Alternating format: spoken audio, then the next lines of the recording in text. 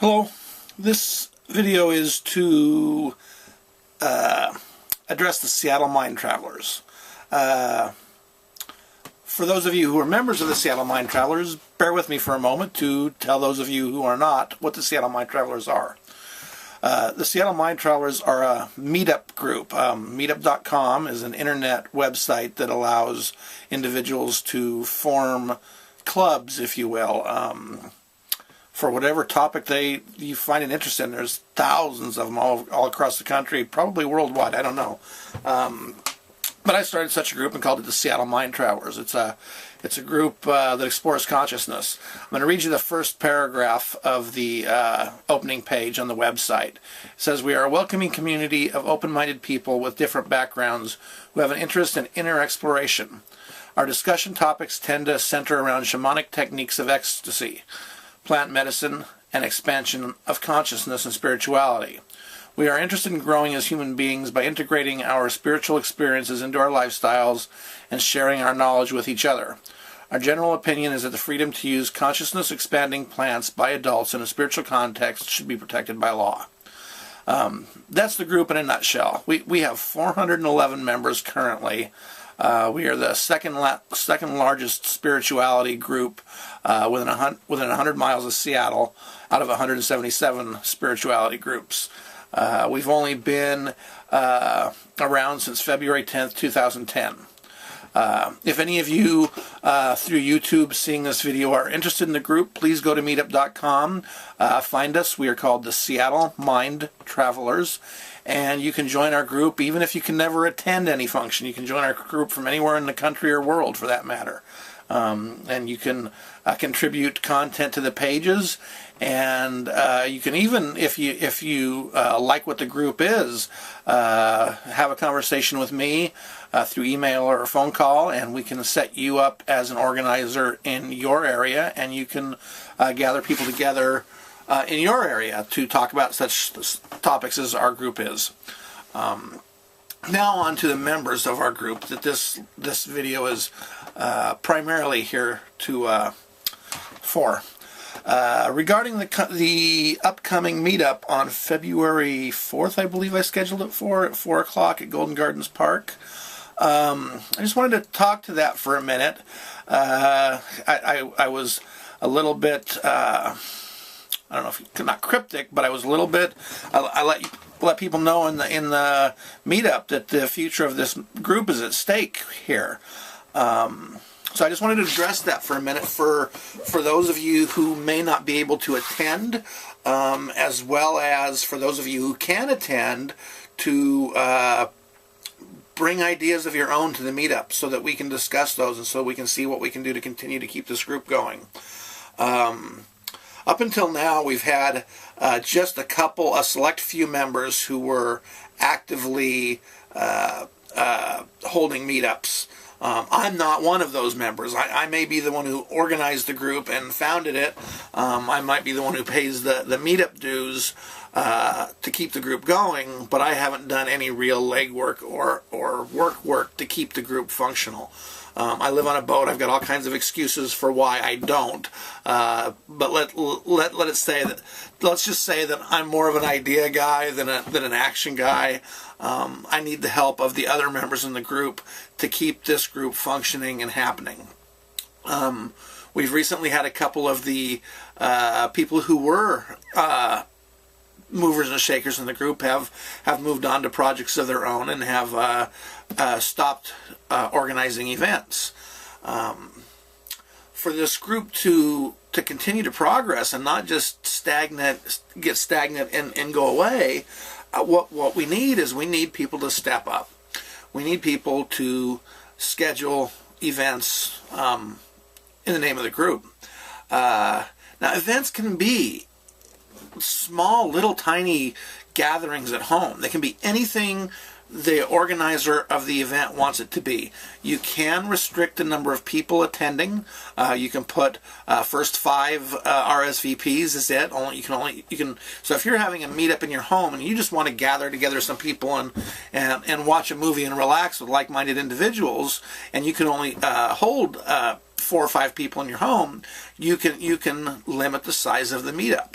The only problem is you can't selectively choose who attends.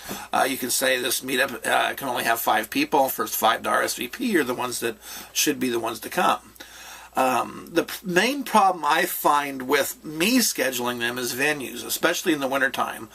Since I live on a boat, there's not much room for, there's not any room for more than me, my girlfriend, and the 2 dogs we have. Once in a blue moon, we have company down here, but yeah, we can't schedule a meetup for one other. So we go to Golden Gardens when I want to schedule mine, but that in the summertime, the problem is the huge masses of people down there. And in the wintertime, it's the weather. There's nobody there, but it's also cold, wet, and rainy. We can hold bonfires, and the thing about doing that is the people holding the meetup lose the drive to do it when you schedule a meetup and only 3 people show up. What is it worth the effort for 3 people? And it's not really. So people stop. They'll hold a meetup or 2, and then they'll get discouraged because nobody shows up. Well, that's the nature of of our group. Is that usually we get about 50% of the RSVPs actually show up, and a lot of times there's just not very many people come. So anyway, we need people to step up. If the 411 members out there enjoy this group and want this group to continue, please bring your ideas to the meetup on February 4th, and let's talk about how we can schedule some more events. If you have venues that are good things to use, good places to use, let us know. Don't be afraid of scheduling an event in a different area than Seattle. I mean, if you live in Olympia or Gig Harbor or something, by all means, schedule an event in your place. Don't be too attached to the number of people that show up. Schedule an event, cross your fingers, make sure you have nothing else going on during the day. Go enjoy a beautiful day at the park on your own anyway, and maybe you'll pull out members to come see you that live in your neck of the woods. And we can continue to develop this community. One other item I'd like to address is that for me, I understand that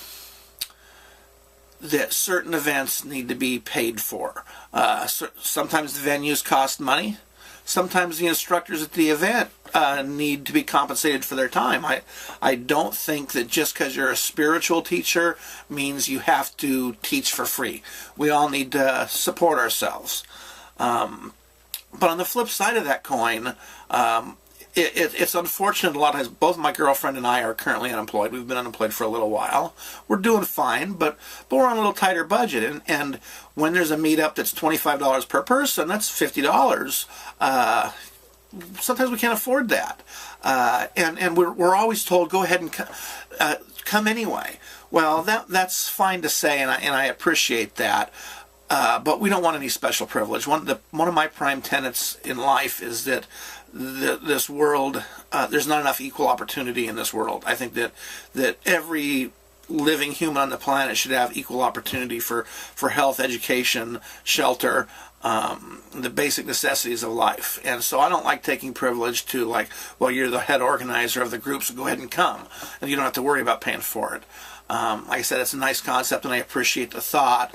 But what I'd rather do is I'd rather find a way for those who would like to charge for meetups, continue to feel free to charge for meetups. We'll talk about the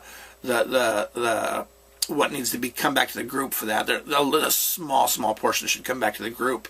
But if you're going to charge for meetups, I would like to discuss that with you and see what we can figure out so that others who can't afford to come will have the same. Maybe for every meetup you charge for, you have a meetup that you don't charge for. I don't know. We'll talk about it. We'll see what works. But mostly we just need people to step up and volunteer. Without that, if we don't get some more volunteers to hold meetups, the group just isn't going to last, because I'm not that guy to run it like that. So anyway, I hope I haven't rambled on too long. I can't wait to see old friends and new on the 4th. I hope we get a large attendance and are able to sort this out and keep this wonderful group going. I mean, my goodness, the people I've met at the Seattle Mine Travelers are just some amazing people. It's a cool group of individuals, and it would be a shame for it to not continue to grow and succeed. But if it is going to grow and succeed, all of us need to put forth a little bit of conscious effort to make it do so. Let's stand up and be heard. Let's let Seattle know we're here. Anyway, I look forward to seeing you all February 4th, and peace.